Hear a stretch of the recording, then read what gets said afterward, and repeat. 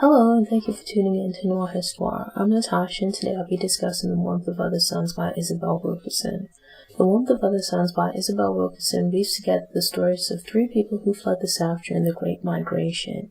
Ida Mae Brandon Gladney, who migrated from Mississippi to Chicago in the 1930s, George Swanson Starling, who moved from Florida to Harlem in the 1940s, and Robert Joseph Pershing Foster, who relocated from Louisiana to Los Angeles in the 1950s.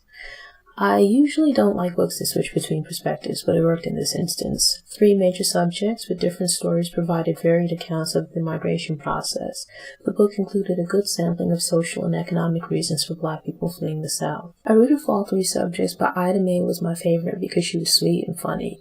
It's easy to take for granted that an employee can approach their boss or HR to discuss a paycheck discrepancy. So it was disturbing to read that sharecroppers perform backbreaking labor but might receive no pay. It was rage-inducing to learn that disputing a landlord's accounting could put your life at risk. The work conditions for sharecroppers sounded like a newfangled version of slavery. To work hard from sun up to sundown with little to show for it, lucky because you work on land for a landlord who will actually pay you a fair accounting at pay time, keeping your head down and minding your business as a means to survive, only to have the full wrath of the hell of injustice show up on your front door because a turkey's gone missing. I admired the progression of Robert's education, medical career, and private practice. Growing up on the wrong side of the tracks with inferior educational resources isn't the usual path to med school, but the obstacles Robert faced filled him with ambition and insecurities that motivated him to succeed. He was a gifted doctor who yearned to do meaningful work, but had to repeatedly push against having his wings clipped.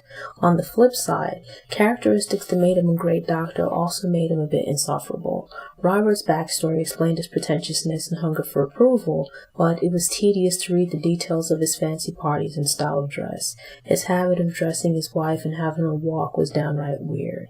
I guess there's nothing wrong with dressing your maid, but it rubbed me the wrong way. Robert and his wife put a lot of effort into keeping up appearances, but their marriage seemed shallow and distant. I had a love and dislike relationship with George. She seemed to mean well, but often acted without thinking through the consequences of his actions. His activism and acts of self-sacrifice were admirable. To be a Black young man in the Deep South attempting to unionize orange pickers was incredibly brave. Quietly advising train passengers of their legal rights during and following the end of the Jim Crow era was a small but noble act of civil disobedience. One of my major gripes with The Warmth of Other Suns was the portrayal of George's wife, Inez. George was telling his migration story, but I thought the way the book delved into their marital issues was unfair. George did things that caused problems in his marriage, but seemed to shift blame to Inez being difficult. Inez didn't sound like a saint, but neither did George. I got the feeling that I was supposed to regard him as a good husband or a good man because he remained in an unhappy marriage for several years, but I rejected that idea. To be clear, George was a good person. He wasn't evil, but he was also an absent husband and father, a great human being, but human. Imagine seeing public salary notices that confirm you receive a lower salary than your counterparts because of your race, or dealing with harassment and intimidation because you're ambitious and strive for a better life. Such wage disparities and occupational restrictions limited Black wealth building. Compounded over generations, the economic effects led to a wealth gap that still exists to this day. It was interesting that train routes played a role in determining where people migrated to in the North and West. Housing segregation further shaped cities and crowded Black people into specific neighborhoods. It was ironic that people fled to escape the blatant racism and violence of the South, only to find subtle but equally pervasive racism in the North and West. The Warmth of Other Suns is an amazing book, but it started running out of steam after the characters were settled in the new cities.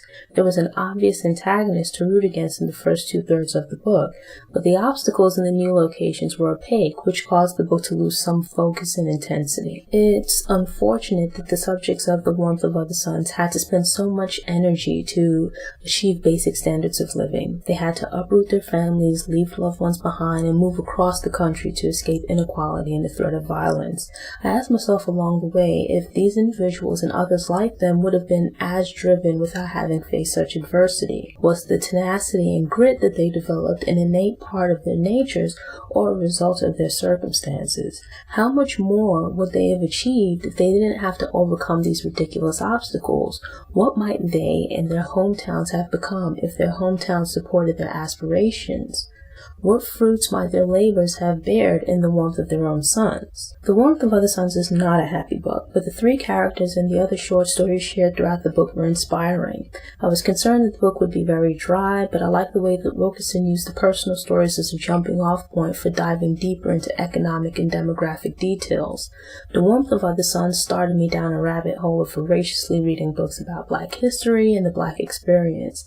I'd recommend the book for an in-depth explanation of the Great Migration or an introduction to the plight of sharecroppers and the wealth gap. If you enjoyed the video, click the like button and subscribe to the Noire Histoire channel and visit noirehistoire.com for more book and movie reviews, in addition to Black history facts and profiles of Black historical figures. While you're there, sign up for the newsletter to get fresh content delivered straight to your inbox. If you prefer to listen on the go, subscribe to the Noire Histoire podcast via iTunes, Stitcher, Google Play. Follow Noire Histoire on Facebook, Twitter, Instagram, Pinterest, Tumblr, and Google+. Thanks again for watching. Enjoy the rest of your day.